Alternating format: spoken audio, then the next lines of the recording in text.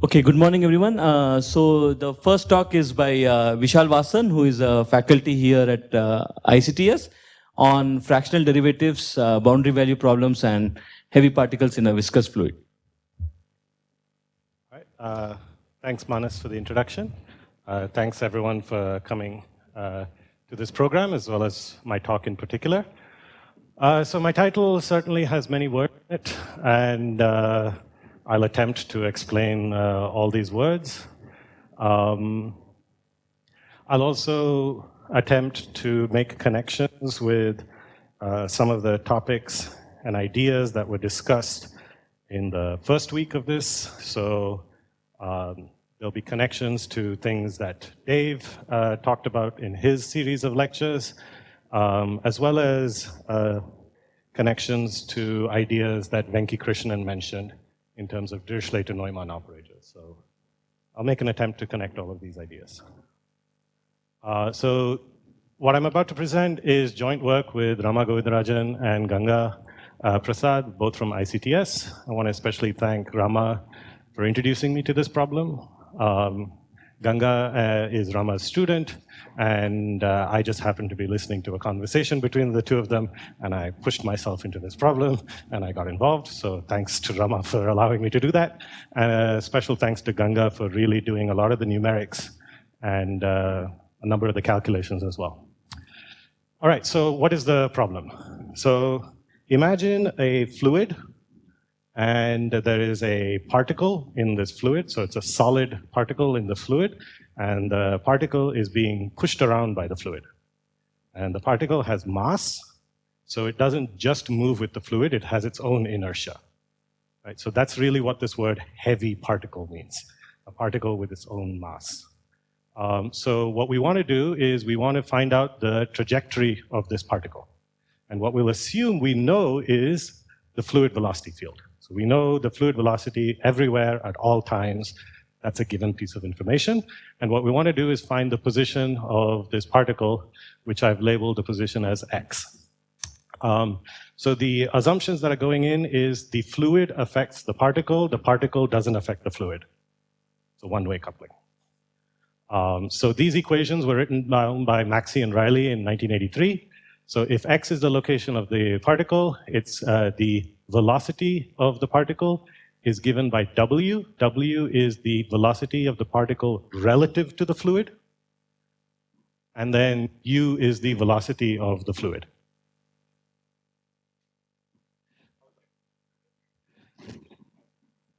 Right. So these equations were derived from Navier-Stokes and Newton's equations for the particle in a certain limit. Specifically that the particle's dia compared to the length scale of the flow is small, particularly that this ratio of densities is a particular value. So there are a number of asymptotic statements that are made in the derivation such that you end up with this equation. So I didn't answer your question, but I guess I'm saying read this paper. So that paper talks about those details. This is 3D. So this is a particle in 3D, right? So what we're interested in is the position of the particle and W, which is the relative velocity of the particle. So the first equation is just a statement that the velocity of the particle is given by the derivative of the location. And the second statement is actually just a restatement of Newton's laws. So the entire left-hand side is the time derivative, let's say. So this is the time derivative of the velocity, so that's x. That's what we have as the acceleration. And it's given by all of these terms. So the first term here is something called Stokes drag. It's the drag on a particle due to a laminar flow. Roughly speaking, it has this relationship. So alpha is a positive number. This term comes from the fact that you are in a frame of reference that is in relative to the fluid. So that's why I've got a gradient of the velocity field times the velocity of the particle. And then this is something called, this is coming from the fact that the fluid accelerations give the particle some acceleration. Right? So because the flow is accelerating, that'll impart some momentum onto the particle. And then there's this term, this ugly-looking, mysterious term which is called the history term. Right, so I'm not going to get into the physics of where this history term comes from. Again, I refer you to this particular paper. This particular term somehow encodes the fact that the trajectory followed by a particle depends on the full trajectory up to that point. This is not like a dynamical system where your behavior in the future is dictated by your current condition. Your behavior in the future is dictated by everything that happened up to that point. So there's a hysteresis in this problem. Yes? No, so I'm going to start this at t equals 0. Right, so clearly t equals 0, there's something funny that's going to happen. Right, so these integrals are all singular at t equals 0, weakly singular, and there are some assumptions that you can make to sort of ameliorate that. I don't want to necessarily make those assumptions. I want to sort of see, well, how bad can it get, and what can you do about it? And then there's a whole host of numbers here. Those of you who may or may not, or some of you may recognize these numbers. For the purposes of this talk, I just need to know that alpha, gamma are all positive. That's all I really want to know. Okay, so my goal is to really understand this set of differential equations, which is really an ODE. How hard can this get? And in some sense, okay, so let's see how hard can this get. Why are these equations hard? Right, so these equations are hard purely, let's just think about what does it mean to time evolve? Every time I take a time step, I need to store everything that just happened up to that time. My memory costs are increasing each time I take a time step. From a computational point of view, I don't like that. That seems like a bad idea. The computational cost is going to increase because you're going to do a longer and longer time integral. That's also annoying. The integrals are singular, so I can't really just approximate them by Riemann sums and truncate these integrals. And as I mentioned, not a dynamical system. Now, all of this is really due to that non-local term. If that non-local term was not there, there's just an ODE, standard ODE theory applies. So these equations are precisely hard because of the history term, which I will interchangeably call the non-local term, the history term. Forgive me for that, but there are many names to the same thing. All right, so what do people know? Turns out these equations have global existence. And that was proved in 2015 by Farasmand and Haller. Langlois, Farasmand, and Haller is the global theory. The first paper is the local theory. The global theory in particular, the proof is surprisingly involved and delicate. It is non-constructive. It says there exists a solution. The basic idea is to show that some operator has a fixed point, but you use a Schauder-type fixed point argument, so you just say, there is a fixed point. No idea how to get this fixed point. So from a computational point of view, I have no idea how to construct a numerical method. Specifically, I'd like to know how to approximate that integral. The other thing that would be interesting that we know something about is some details of the long-time behavior. But the most interesting question about long-time behavior, which is how relevant is history, is not answered. So that's definitely a question that we would like to do. There have been individuals there's been a lot of work on developing numerical schemes. They're not particularly computationally efficient. Question? Yeah.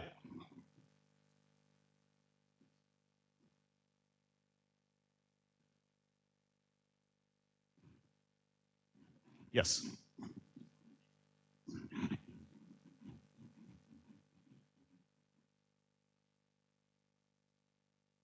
No, absolutely. Just with this term, it's not obvious why there is a solution. Absolutely not. And you even have to define what you mean by solution. Right? So at t equals 0, there is a singularity. That is a problem. But it turns out the theorem that Farasmand and Haller showed, the solution is not differentiable. So there's only a weak notion of solution here. And one of the things that I'd also like to do is, can I push that to a strong solution with some additional assumptions? Because I'd really like to make sense of this in a strong sense. Yes?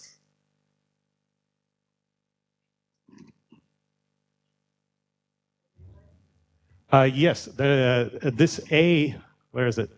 A corresponds to the diameter of the particle, but in the analysis, it is a point particle. So as far as the equations are concerned, it's a point size, but we encode the size of the particle in this number A. So A goes into Stokes, Stokes goes into mu, mu is basically what I call alpha, and it also appears in gamma. So mu to the 1/2 is gamma, so there's a mu to the 1/2 here, there's a mu there.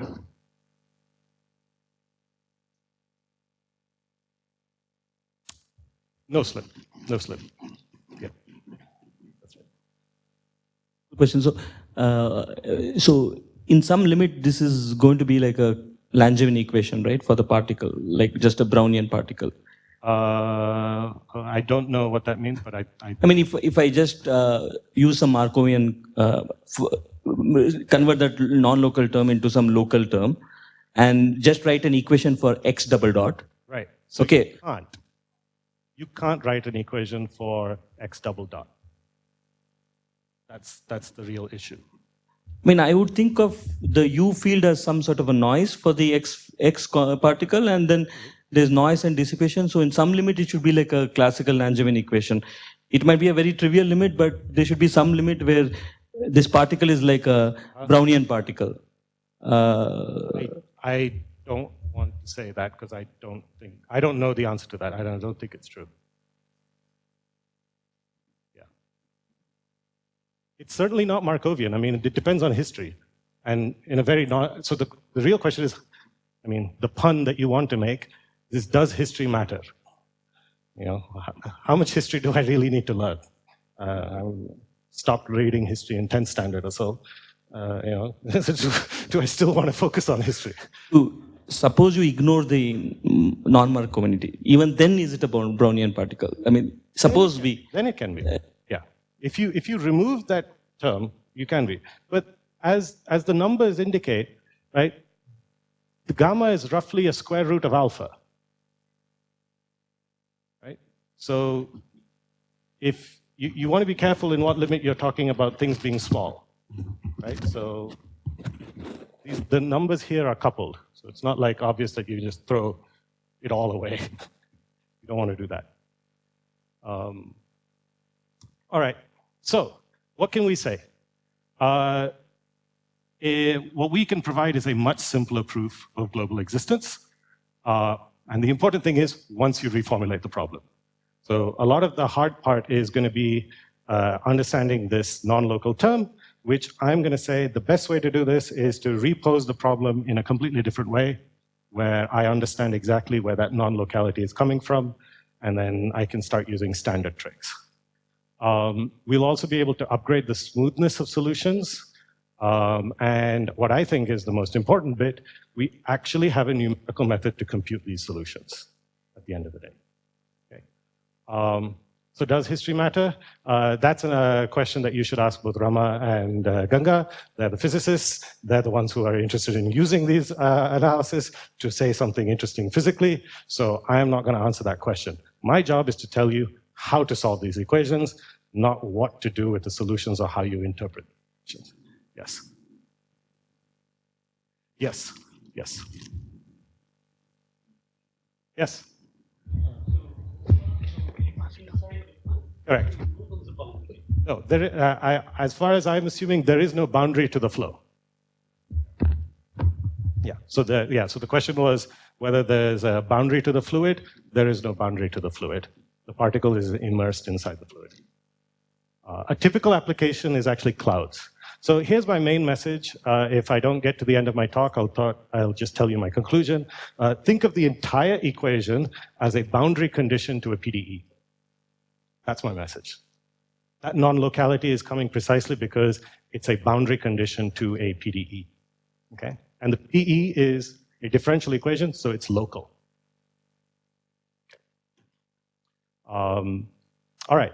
So as I said, what makes the Maxey-Riley equations hard is precisely that non-local term, and that non-local term is what's called a half derivative. So what is a half derivative? Here's what I've written it down. It's precisely this non-local term. You can re-express this integral in the following way, assuming that y is smooth enough. Right, so this is called a Riemann-Liouville half derivative. Right, so what is the property of a half derivative? If you compose two half derivatives, you get one full derivative. Right, so it turns out that the first person to ask about what is a fractional derivative was Leibniz. Soon after he came up with integer derivatives, he asked the question, what's a half derivative? What's a third derivative? What are fractional derivatives? And Riemann and Liouville provided the following answer, that this operator actually satisfies that property. As far as I'm concerned, I'm going to stick to this notion of fractional derivative or half derivative. There are many, many definitions of fractional derivatives. This is nowhere near exhaustive. And each one has a slightly different flavor, but they're all guaranteed to satisfy some expressions such as the following. Some of you may have come across fractional derivatives in a Fourier sense. So you take a Fourier multiplier and then you raise it to the power alpha. This is one of those definitions of a fractional derivative. And this is usually the one that's used to define things like a fractional Laplacian. Right, so the fractional Laplacian is one of this here. And there's this paper that came out in 2017 showing that 10 different definitions of the fractional Laplacian, all the same. When you apply them on the same type of function, they're literally the same operator. I don't want to use this particular notion of a fractional derivative because this presumes the existence of a solution for all time, backwards in time as well as forwards in time. So I don't want to do that. I want to only talk about solutions that exist on finite intervals of time. Okay. So I don't want to actually use this. And I'm going to use this following definition. All right, so a good reference for fractional derivatives is this book by Podlubny, 1998. It's a good reference to understand what fractional derivatives are, but as Farazman and Haller themselves say, not useful for answering the question in terms of the Maxey-Riley equation. All right, so as I said, this is the fundamental rule that a fractional derivative or a half derivative should satisfy. Let me formally just replace this thing by a different symbol. And then it starts looking like this. 2x derivative should be a t derivative. So I'm going to ask a question. Does the half derivative have anything to do with the heat equation? Because that's what I see here. Right, so is the half derivative something connected to the heat equation? And the answer to this is yes. So consider the heat equation posed on a half line, not like what Dave did, but he did it for the interval. Give myself an initial condition which is identically 0, and give myself a Dirichlet boundary condition. Yes, in the corner, these things don't match, but just bear with me for now. Y of 0 need not be 0. And it turns out that if you solve this PDE, find the x derivative and evaluate at 0, you get precisely this expression. So the Dirichlet condition mapped to the Neumann condition is literally the half derivative for the heat equation on the half line. Right, so it was this point that I started saying, well, maybe we should actually be thinking about heat equation, not about the Maxey-Riley equation. Right, so this is going to be my point to sort of diverge from ODEs to PDEs. This is my connection. Now, the fact that this is true, I'm just going to give you a very quick proof. It can be shown using a lot of the techniques that Dave introduced in his pedagogical lectures on the unified transform method. So let me just quickly sketch this up. This is really for the students who attended those lectures. I don't expect everyone to follow, but this is only one slide, so please bear with me. Right, so I take the heat equation on the half line, and as Dave introduced, the global relation for the half line turns into this, where these transforms, tilde transforms, are basically what look like modified Laplace transforms of the boundary data. So J refers to the number of derivatives you take. When it's 0, that's a transform of the Dirichlet data. When it's 1, it's a transform of the Neumann data. And on the left-hand side is the solution at capital T. Right? So going from the heat equation to this is effectively an application of Green's theorem in the plane. And then once you have that identity, which is true for all k in the lower half plane, you do some complex integrals. So you're going to multiply both sides by this factor and integrate over a very special domain, but not too mysterious. It's got this k squared defining it, and k squared is basically the symbol of the heat equation. Then apply Jordan's lemma, just like Dave taught you how, and this left bit goes away. And it turns out we can effectively invert the integral for the Neumann condition and get the explicit representation for the Dirichlet to Neumann operator. Right? So a bunch of calculations. I don't want to get into those details, but here's an effective way to convince yourself that the heat equation legitimately has something to do with the half derivative. Very good. All right. So when you're dealing with a complicated equation that looks of the following sort, the first thing to do is dramatically simplify it. Right? So as I said, the hard part is because of this non-local term. So let me just focus on an equation with that characteristic. So I'm going to throw away the x equation. I just want to focus on what's difficult. So I'm going to focus on the velocity equation, and I'm going to replace the nonlinearity so that this is effectively defined purely in terms of the original field itself. It's not coupled to x. Very good. And then I said, well, you know what I'm going to do? I'm going to linearize. Because again, the hard part is the half derivative, not the nonlinearity. I know how to deal with nonlinearities, or I have standard tricks. Now my question is, can I solve this equation?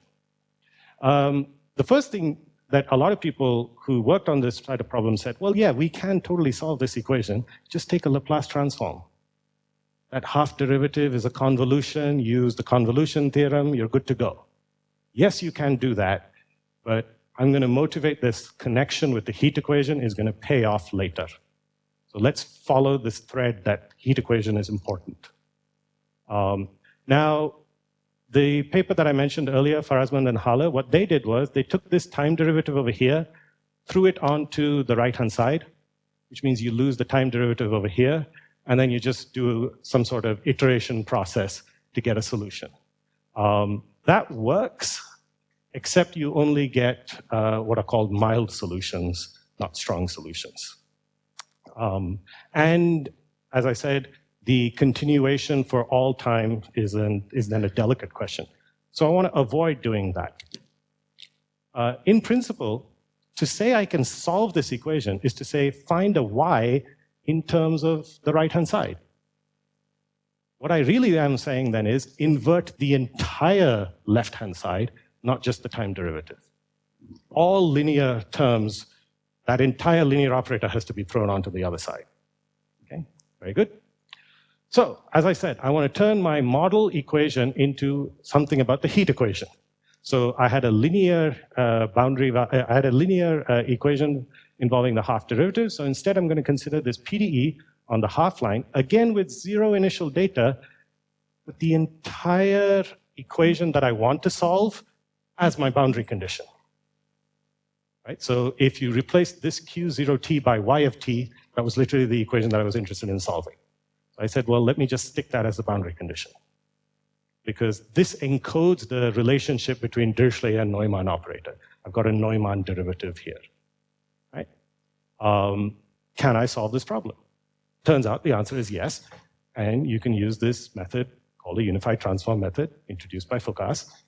As mentioned in Dave's lectures, you follow the same principle. I'm not going to go through those calculations, but I just want to stress the connection that the very fact that I would even consider such a boundary value problem is because I know of a technique that is powerful enough to do those problems. Otherwise, I would have stared at this equation and said, that looks ugly, I don't know how to do it, moving on. Right? So the hardest step is actually this one. The rest is all standard. the fact that you can actually solve this problem explicitly. What does solve mean, right?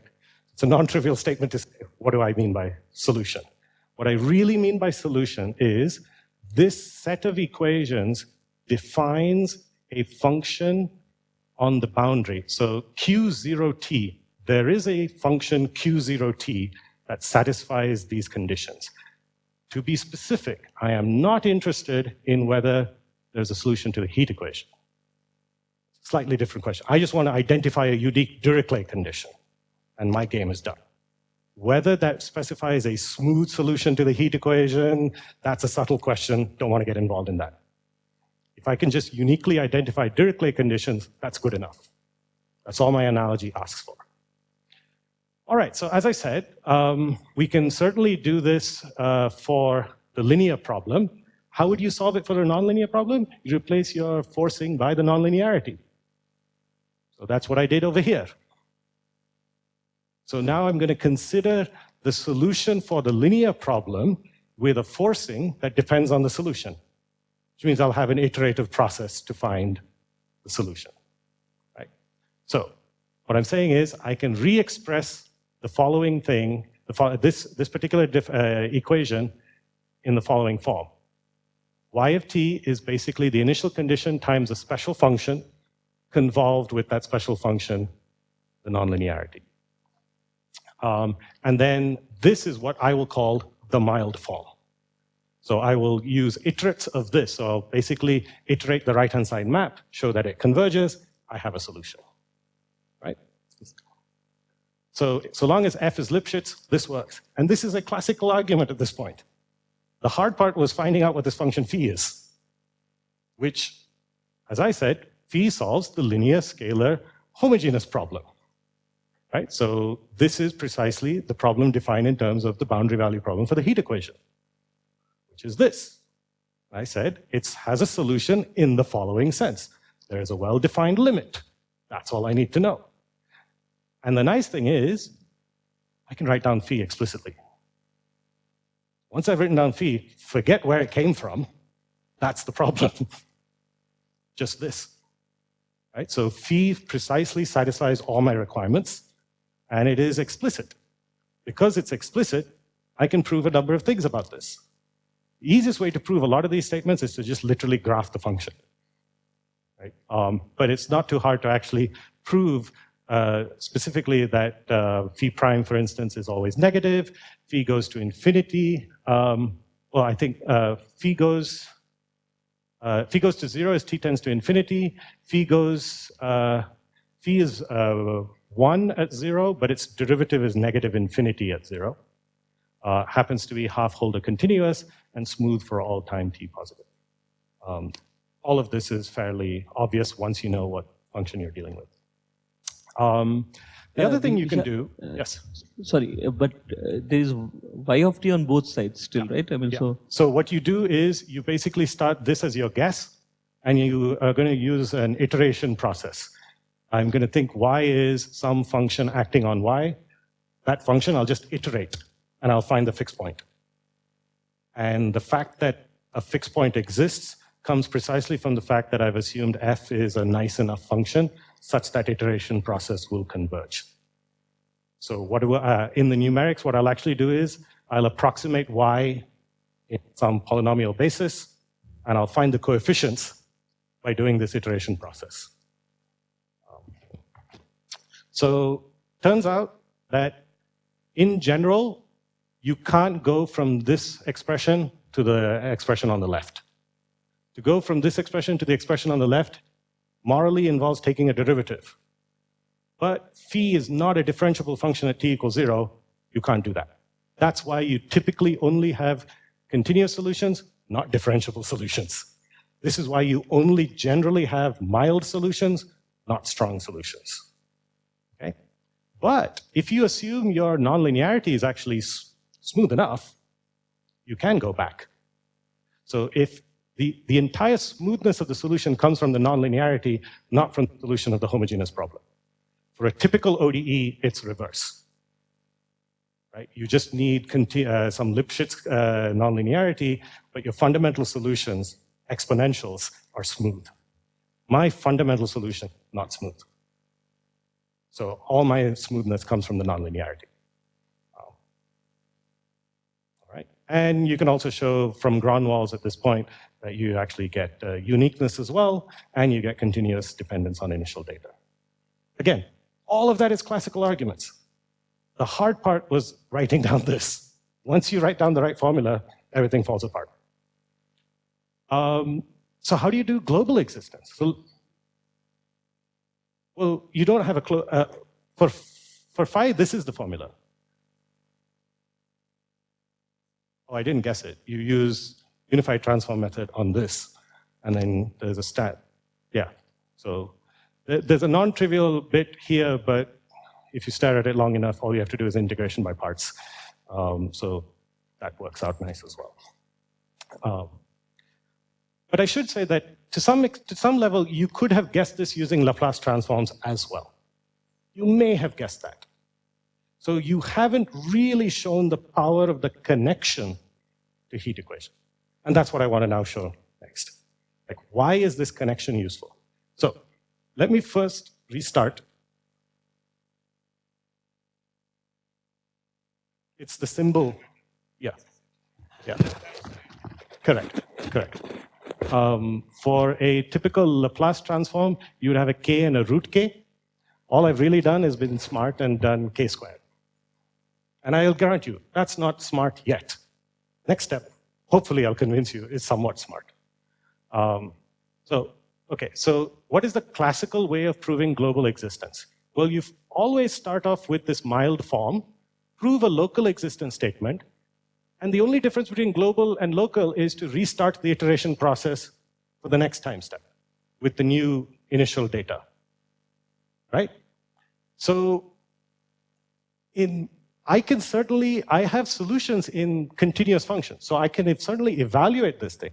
But for me, I need to know everything that happened up to that point. So I can't just use that value at that time step.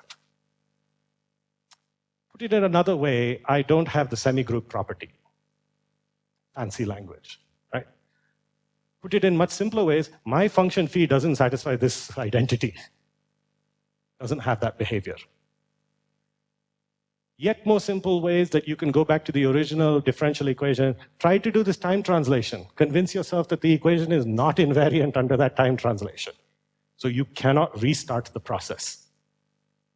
All of which is to say, not a dynamical system. Heat equation is a dynamical system. This is where it's useful. Go to the PDE. You can restart the process because you can have a solution at time t, capital T, and then use that as the initial condition. Previously, I used 0 as the initial condition. Why should I? I'm allowed to use a different initial condition. I'll use the initial condition that I get as a solution at capital T. So the advantage is the locality that the PDE provides. That's exactly what I'm saying here. Generally, you take the initial condition to be 0, but now you specify it, specifically as the solution up to some time. And say, okay, fix a delta t. Suppose the initial condition is known to you as 0. Fix a delta t. Solve the iteration process to find the Dirichlet condition. Now that you have a Dirichlet condition, solve the heat equation and get the solution up to time t. Now that you have the solution up to time t, find the Dirichlet condition on this next interval. Solve the heat equation in this time interval with the new Dirichlet condition, and you keep on jumping forward. So the solution at a future time is given to you in terms of the initial condition and the Dirichlet condition.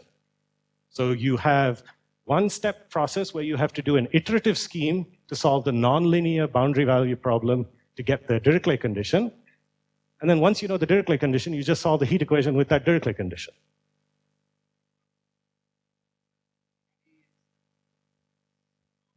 Yes? And that's actually, yeah, so okay, for me, that's not so counterintuitive, right? The fact that the Neumann condition here depends on the entire initial condition. And that's obvious. Right? The Neumann condition comes from the solution.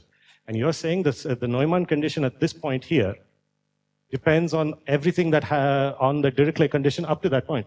Well, yes, in this picture, I need to know the Dirichlet condition up to some fixed time in the future. So I have to pose it as a boundary value problem. It'll give me the Dirichlet condition as functions of time.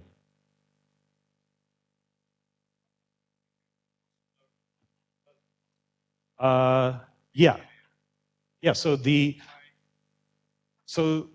one way to think about it is you're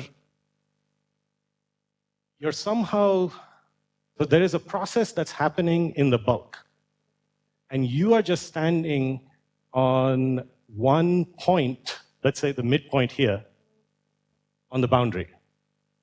And so if you want to know, this, let's say, the solution at that time t, you need to know the Dirichlet condition till that time, which, as far as you're concerned, is past time. But that's because the heat equation needs to know, for the solution of the heat equation at some fixed time, you need to know everything about the Dirichlet condition up to that time. So the fact that we have this non-local behavior in time is apparent. It's not what you would normally think as non-locality. It is causal. And because it's causal, there's a local model that seems to capture it. If it wasn't causal, there wouldn't be a local model, or I would have to do a boundary value problem. I'd have an elliptic PDE instead of a parabolic PDE in this case. It's certainly a subtle point, and I am trying to convince you that this works, and that the right way to look at this problem is not as an equation in purely t, but as an equation in x and t, so that you get the locality back. You may know that if you take equations to the wave operator in 2D, solutions look dramatically different than the solutions in 3D. In 3D, you have wave fronts, but in 2D, you don't. And the reason you don't is because you get 2D solutions by projecting 3D solutions onto a plane. Something similar is going on here. You're projecting stuff onto the boundary, morally speaking, not strictly. Is there any other question? All right. Okay, so yes, this is a two-step process. This is the hard part where you have to do a Newton iteration, and then this is the easy bit where you have to solve a heat equation. So, as I said, our procedure is going to be to solve this particular differential equation, this nonlinear differential equation, by inverting the entire linear operator, but we'll consider the possibility that the initial condition is non-zero. So now the question is, how do you get the initial condition? You want an effective way to solve for the heat equation, and I don't want to do Fourier transforms. Fourier transforms then mean talking about convergence to the boundary. I don't want to get into those businesses. Turns out, I don't need q as a function of x. I only need q hat. I'm only interested in the Fourier part. Turns out that there is an explicit map from the Dirichlet condition to just the Fourier transform, which comes from the global relation. That's literally all I need. So, oh yeah, I should mention. If the nonlinearity is uniformly Lipschitz, you get global existence, standard argument. Basically says you can restart this iteration process each time. So here is me summarizing what those equations are. Previously, y of t looked like phi of t plus convolution with phi of t. Now it looks like different function. That different function is encoding the history. So y of t looks like a different function, h hat, which is defined in terms of this map. So h hat at some time is given as h hat at previous time plus an integral that you can do because now you assume you know the solution up to that time. So this is an explicit thing that I can compute. And then I just have to do an iteration process on this, where now h hat is a function I know. Right? So the non-local behavior or the effect of history comes in the form of the fact that the starting function you have doesn't depend on just the value at time t. It depends on this function h hat, which encodes effectively the integral of the solution over the previous time step. So that's how I actually march forward in time. Okay. H hat has an initial condition, which is precisely the function that actually defines var phi of t. And I'm just showing you that var phi of t is precisely this.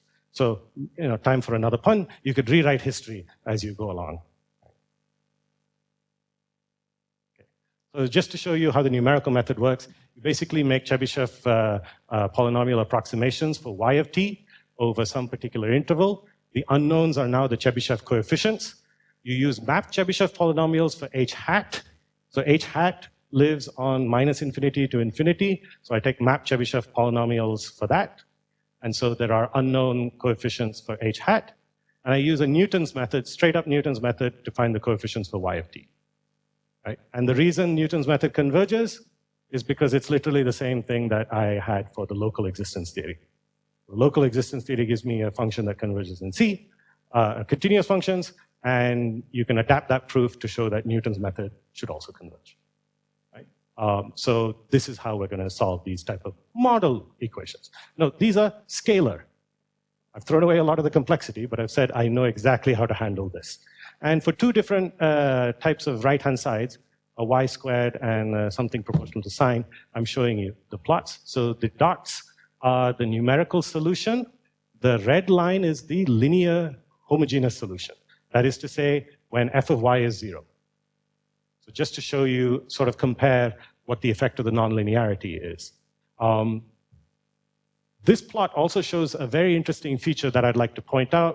I may not get time to discuss much, but the feature is precisely the fact that suppose you throw away this half derivative, right? We all want to throw away this half derivative. Let's just go ahead and do that. If you throw away this half derivative and you say f of y is y squared, a solution to this problem is y equals 1. Y equals 1 is an equilibrium solution. It's an unstable equilibrium solution. I am starting from an equilibrium solution with the half derivative. So one thing that this half derivative sort of does is it eliminates those equilibrium points. And it seems to converge to the stable solution, which is 0. So that's not something I would have a priori guessed, that what does adding in a half derivative do? It eliminates the possibility of those equilibrium points, but it somehow seems to like the long-time behavior, the stable equilibrium, and it seems to be okay with. Okay. Over here, I'm starting off with the same initial condition 1. For small time, you might say that sine of y is kind of like a y, so you should be following the linear equation. And so that's sort of what happens initially, that it sort of follows the linear solution, and then it quickly changes. So this is just to show you that our numerical method certainly seems to capture, all these type of turning points fairly straightforwardly. Not much of an issue here. Okay, very good. So let's go back to the Maxey-Riley. Let's put in all the other complexity. Component-wise, your equations tend to look like something like this, where u is a nonlinear function of x and t, some nonlinearity on the right-hand side. I'm going to map this entire problem to a boundary condition for the heat equation, but because this is a system, I'll have 3 heat equations. Fair enough. But I noticed that the coefficients for the linear problem are exactly the same for the 3 equations, so it's only 1 heat equation, and so I can map it back to just one particular heat equation with 3 types of boundary conditions. And then you follow all the arguments I said for the model problem, but you just make sure you do your bookkeeping better, and you can prove a fairly straightforward theorem that if the flow field is sufficiently smooth, then for any initial condition, you have a global solution. And that you can approximate this global solution with Chebyshev polynomials, and you have approximate solutions. Very good. Moreover, you can say that the velocities are differentiable, except possibly at t equals 0, if and only if the initial relative velocity is non-zero. If the initial relative velocity is 0, the velocities are also differentiable at t equals 0. Just to say, what do I mean by sufficiently smooth jargon about uniformly bounded partial derivatives? I didn't even have to come up with this. Turns out I'm using exactly the same assumptions that Farazmand and Haller did. So I haven't sort of made a more sort of a general proof. This is literally a simpler proof. Right? Same assumptions, more direct path to the answer. But also gives you a constructive proof, which is useful for the numerics. Why stick to only half derivatives? So I'm going to take a bit of a tangent. So, now that we've made these connections, let's go ahead and make connections wherever we can. So what if we had an equation such as this form?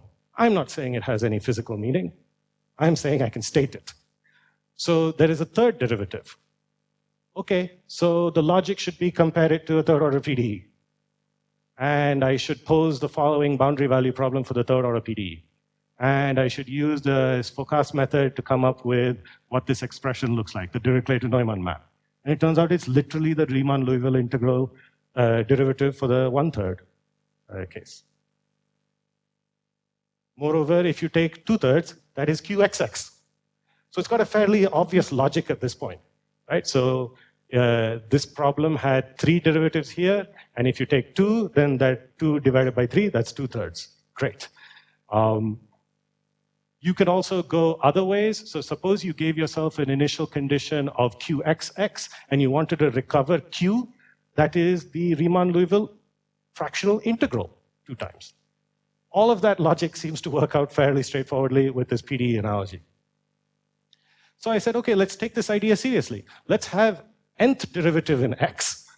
Let's consider the Dirichlet condition given to you, and let's compute the mth derivative on the boundary.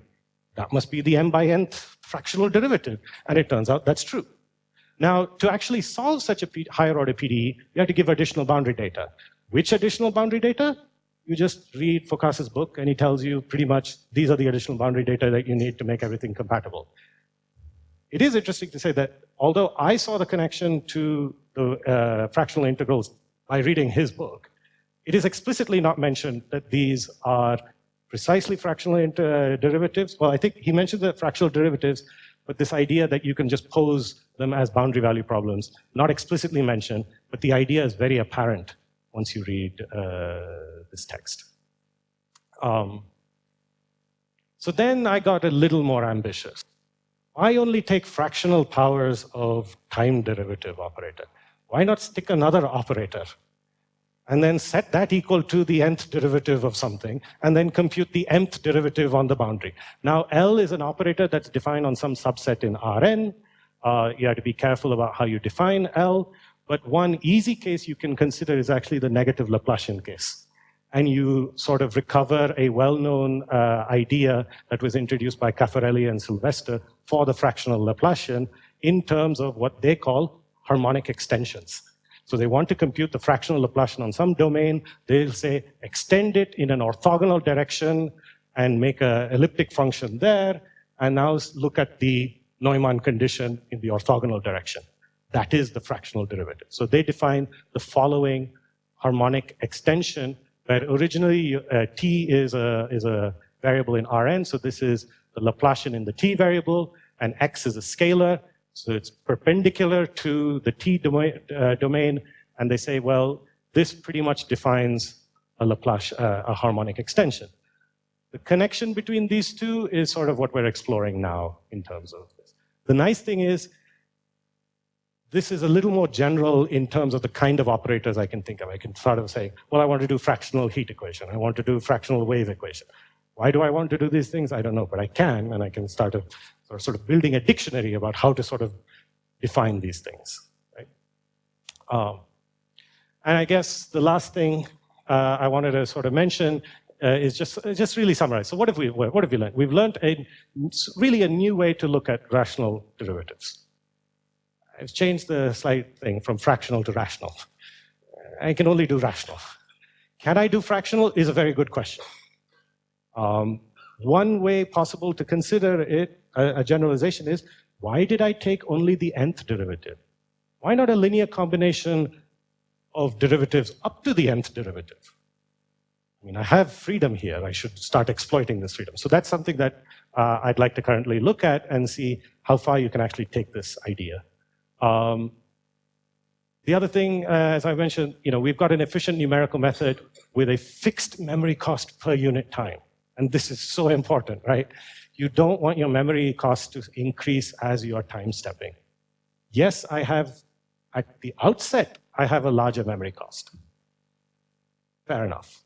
But if I'm going to do t tends to infinity asymptotics, or a very long time run, I will always have lower memory cost than all the other methods. So we would, of course, like to come up with more explicit integrators as opposed to the Newton iteration scheme that I used. I did it because it's easy, it makes sense to me, and it works. But it would be nice to see if you can get inspired by Runge-Kutta style integrators and see if you can encode that. We'd love to do a full-blown simulation of Navier-Stokes as the velocity field and then throw in some particles and see what happens. And of course, the question that I refuse to answer throughout my talk, does history matter? I don't know. Yes.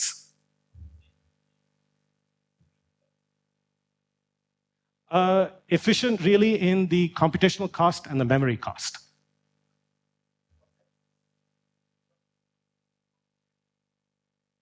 I'm estimating purely computational cost in the number of operations I need to do per unit time step. So I guess this is a slight difference in the terminology that a computer scientist uses, like an order n flops, something like that. That's what I'm saying. So that depends on the degree of smoothness you assume for the nonlinearity. In the case of a nonlinearity that is polynomial, you get spectrally converging solutions in Chebyshev space, because the solution itself is expected to be, in that case, smooth. I am typically going to only be working with polynomial approximations because, especially for this step, the fluid velocity field is only known on a grid, and then you have to do a Bezier interpolations to find the velocity field in between two grid points, because that's where the particle might be. So for the practical purpose, we will typically assume polynomial vector fields. Whether polynomial vector fields are good approximations to subgrid motions really depends on the qualitative aspects of the fluid flow, as well as how big the particle is. If the particle is very, very big, then you don't want to do these things. But yeah, those are slightly technical things. But to answer your question, we expect spectral convergence. I think, yeah, that pretty much wraps up my point. I just wanted to put up this slide. It's probably the most adventurous problem. Well, maybe not. Maybe Ganga has done more till then. It's the most adventurous one that I found, where there are 3-point vortices that are in this inner circle wobbling around, and then the blue curve is basically this particle that we are tracking that solves the Maxey-Riley equation. So, 3-point vortices Sorry? So the inner circle represents the trajectories of all three. They're sort of overlaid on top of one another, the trajectories. So they are 3-point vortices that are equally separated on a circle initially, and they're given a slight perturbation so that they move. It's the same side? Yes. Same table? Yes. So they rotate. Goes and they rotate. Yes, that's right. And particle next to them? The particle starts, I think, somewhere over here, and then it sort of escapes the circle defined by the point vortices, and it seems to limit to some radius around 1.5. Yeah. It's not, no, there's a bit of wobble. So this is the radial distance, and you can see that there's a bit of wobble there. So it stays localized. In this case, yes. In other cases, it can sort of spiral down to a point inside the circle. So for different parameters, you can get some different behaviors. And that's certainly something that we're exploring. But I mean, the real person to ask is the guy behind you, Ganga Prasad, who's been doing all the numerics. And yeah. So we do have more simulations, and we are coming up with more simulations to answer these more interesting physics questions. And hopefully we can answer this.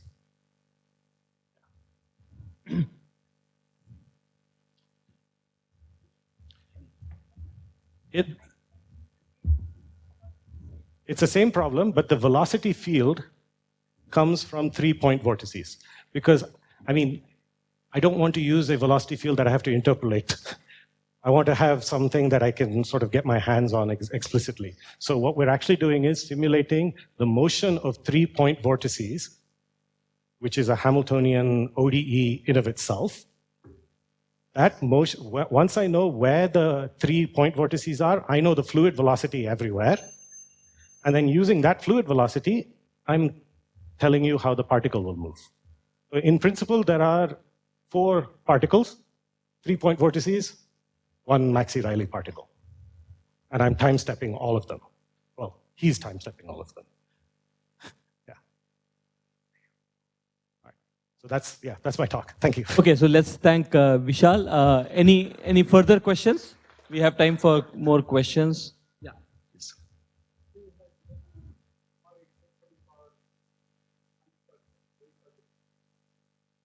It's effectively the same equation for many particles. So if you have additional particles, the size of your system increases.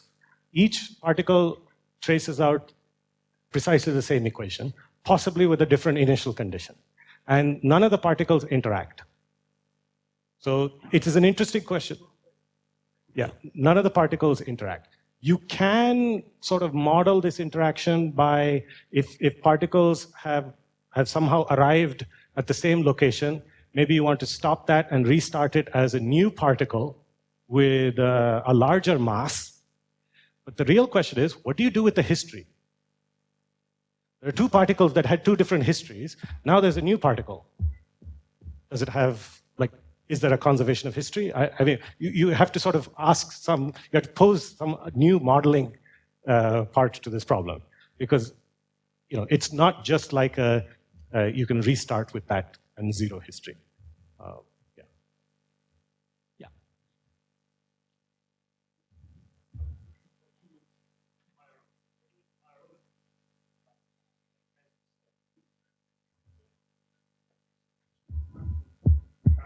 Zero. You have to set them 0 to make the connection between that Riemann-Liouville integral and derivative and the other one. So all the others are effectively integrals of lower order because they take a higher order term and reduce it. So you want to set those to 0.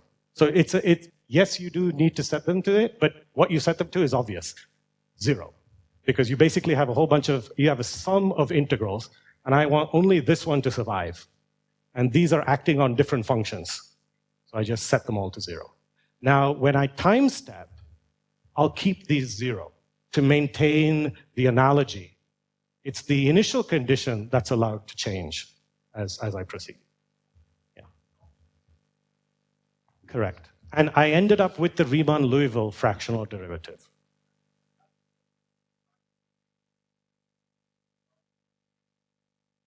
So when you do the calculation, you see the definition that you naturally get is the Riemann-Liouville one, not the Caputo. So that much is obvious. And in terms of, you know, the equivalence, I'm going to fall back on that paper that was talking about the equivalence of fractional Laplacians. Any of these definitions are equivalent when posed on the right space. So then the question is, which space did I pick? And I picked spaces which have compact support, right? So that's where many of the definitions diverge. If you are on Rn, a lot of them sort of become the same thing. So what is it about the boundary value problem that picks that? I think that's almost by construction. I chose 0 to capital T. In this case, I guess it worked out. Can I cook up other boundary conditions or fractional Laplacians or fractional derivatives? Possibly. I haven't explored that idea. I've just exploited an obvious idea. Yeah. We should definitely talk. Yeah.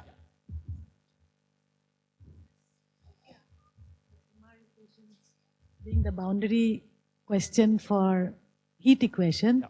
So does it have any physical meaning? Like, is there a way of... So this is always the question someone or the other asks, right? At the end of this, someone's going to ask, what is the physical meaning of this? And my answer is, I don't know. Now, I've asked a number of people. I've tried to read the original book where this term was shown to have some significance. I've even gone and asked Riley in Maxey-Riley, please tell me what this thing means. And I have done it this way. Does this mean anything to you? I have not found an answer yet. I don't know what it means. And my hand-wavy argument for why I don't want to consider this question is because I can generalize this notion to higher order derivatives. And so there is possibly not a physical meaning for each and every one of those higher order derivatives. Just like there's no physical meaning to the 42nd derivative, there is possibly no physical meaning in this context. Now, why did the fractional derivative appear in the Maxey-Riley equation is more mysterious to me, and I haven't been able to understand the full physics. Essentially, yes. Essentially, you are in a Stokesian regime where you are dominated by viscous forces. Why that naturally gives rise to the fractional derivative, I haven't been able to fully appreciate. Maybe someone else, maybe Rama or Ganga or someone can answer that question. But many people have asked this, and I don't know the answer either. I just know it works. Yeah. It's not a satisfying answer, but yeah. Any other urgent questions? Urgent. Okay, so if not, let's thank Vishal again.